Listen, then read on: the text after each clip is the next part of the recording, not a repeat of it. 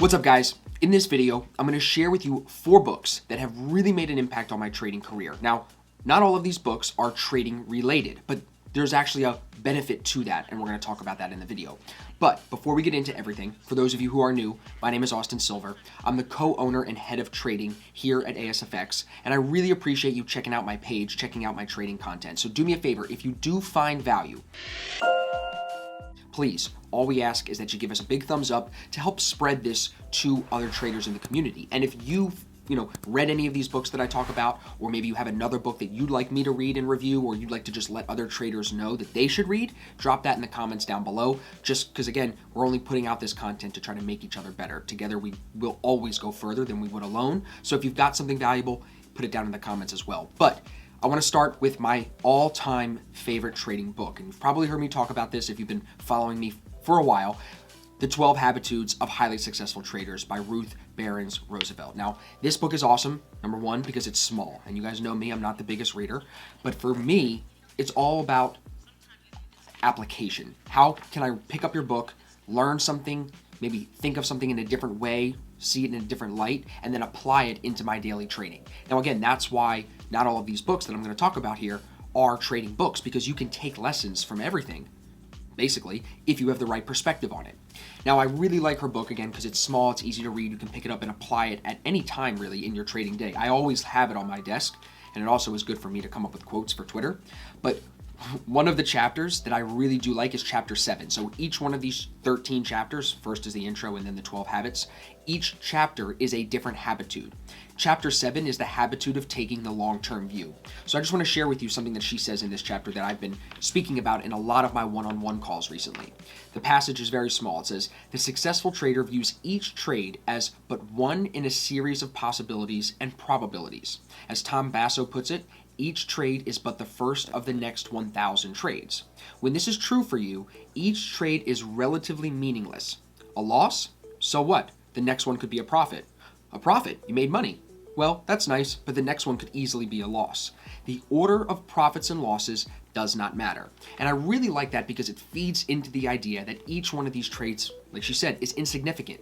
Really what you should be focused on is the process behind the decisions that you're making with your real money in the market, the process that goes into those actual trades. And if you can detach from the outcome and focus on the process, then bam, you're implementing chapter 7 of this book, which is the habitude of the long-term view. So again, this book, my all-time favorite book, trading book at least, is linked down below. That's the first link you're going to see.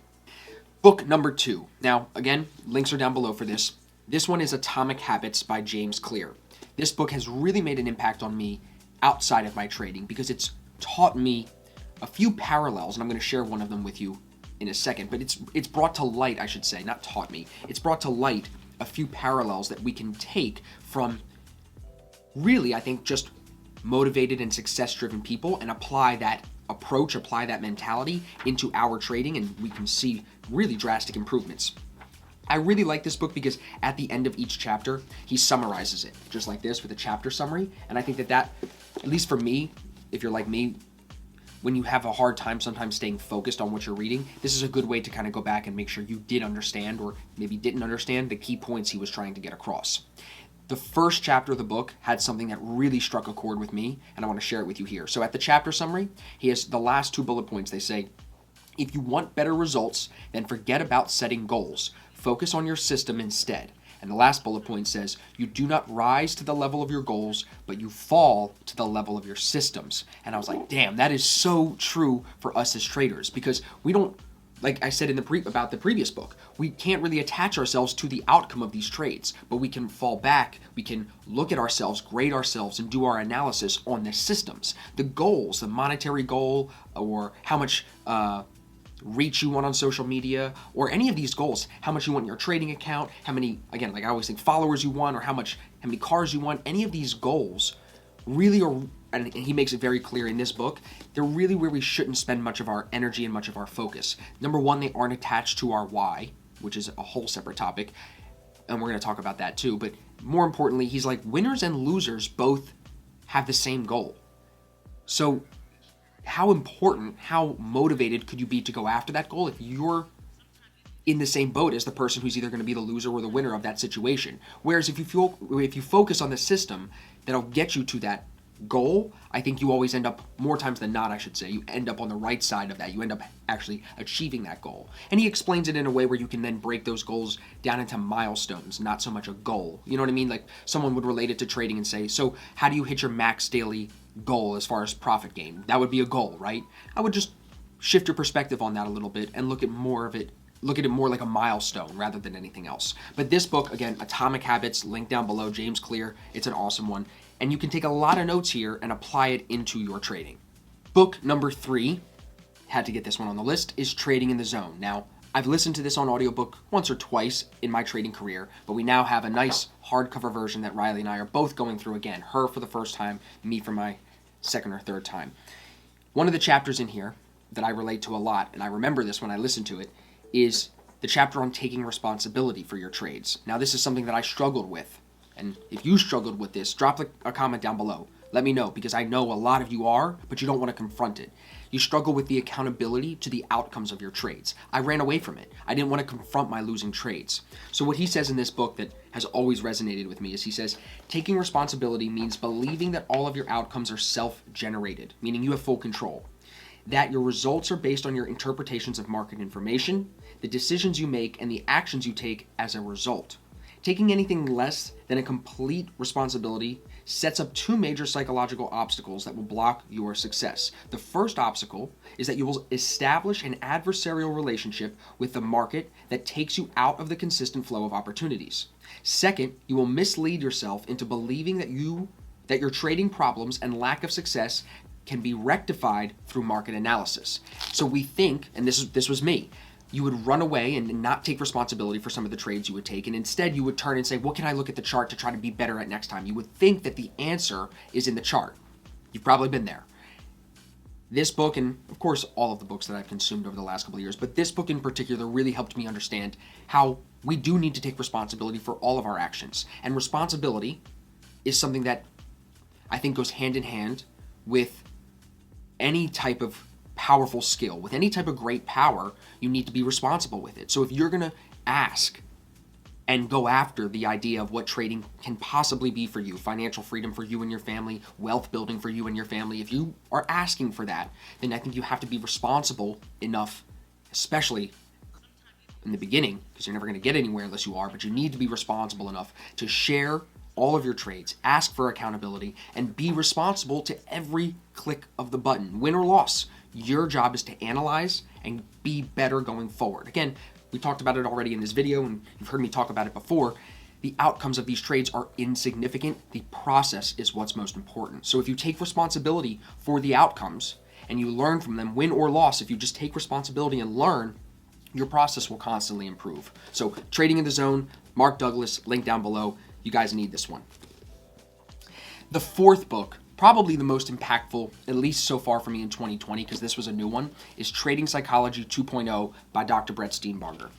This book, it's a textbook. It's not like the 12 Habitudes book, but this one is probably the most applicable and relatable of all of the books that I have recommended if you are struggling to find consistency in your trading, and if you have a winning system already in front of you. If you're battling with that man in the mirror, if you're having that inner struggle, that inner conflict, this book can really help you get through it, to the point where Riley's actually been spending a lot of time with people on going deeper into their why, especially traders in our VIP, because attaching to your why as a trader is super important if you want to be consistent and have, some type of emotional attachment to the responsibility that you should be following with your rules. You got to be tapped in. This book actually talks about some of the stuff that she walks the traders through. Some of the strengths that she actually touches on are actually in this book too. So there's a lot of parallels that you'll see in the 12 Habitudes book. You'll see it in Trading in the Zone. And then you can actually reinforce some of them. At least that's what it did for me here with this book. And it is long. It's lengthy. But the way that he breaks it down is into 4 main sections. So of course there's a preface and an introduction. And Brett always writes a great introduction. But the 4 chapters are very basic. First, it's adapting to change. Second, it's building on your strengths. Third, it's cultivating creativity. And 4, it's developing and integrating best practices. So you're taking the 3 previous chapters and putting them to work. One of the sections that I also find very interesting is when he talks about biohacking, how we should be paying attention to what we're doing while we're trading, how some people will tense their shoulders, bite their lip, and he actually talks about ways to go through that. I've worked with some of you, you know who you are, to get actually through some of those issues, and my ideas, my solutions have come from this book. So this book, top-notch book, and again, it's the revamped version of his first take of this a few years ago, and it's a difficult read, to be honest. It's not big font, the letters are kind of small, but he does a good job to put some key takeaway sections in there. Like, again, you can just kind of crack it open and read one right here. He said, many performance problems are the result of failing to access performance strengths. So again, that taps into your why, because your why is attached to your strengths. We act the way we act because of what our strengths in life are, who we naturally are as a human being. So it's all tied into the same thing. It's interesting how when you start to read these psychology books and you start to go deeper into that side of your trading, you realize a lot of it is interconnected, and it just takes you hearing it a few different ways from a few different perspectives to then really integrate it into your daily trading. So I'm hoping that now that I've shared these 4 books with you, again, they're all linked down below, that you go grab one, if not all 4 of them, and start to work them into your daily routine. Read a little bit of each one each day until you finish all 4, and by the time you finish all 4, I'll probably have another video to share with you for the next few books that you should read. Now, one that I don't have with me that I listened on audiobook is One Good Trade by Mike Bellafiore. If you haven't heard that one, I always have to throw that in as a recommendation as well. Mike changed the game for me, so anybody that hasn't heard his audiobook, will make sure that the hardcover and the audiobook for that are also linked down below. So you got 5 books out of me if you watched all the way through to the end. But as always, guys, I really appreciate the time. I hope that this video was valuable to you. Drop a comment down below if there's any other books that you want the other traders watching to go check out, and if there's anything you want me to review for my next video about the books that I'm reading. But I've got a couple other on the shelf right now that I'm going to start working in, and I think that that'll give us another video to make for you in the next couple of weeks or months when I have some more information to share. But check out these 4 books. I know you're going to find some value in them. Drop a comment down below. Let me know what you think, and if you enjoyed it, like I said, thumbs up, subscribe, and I'll see you in the next video.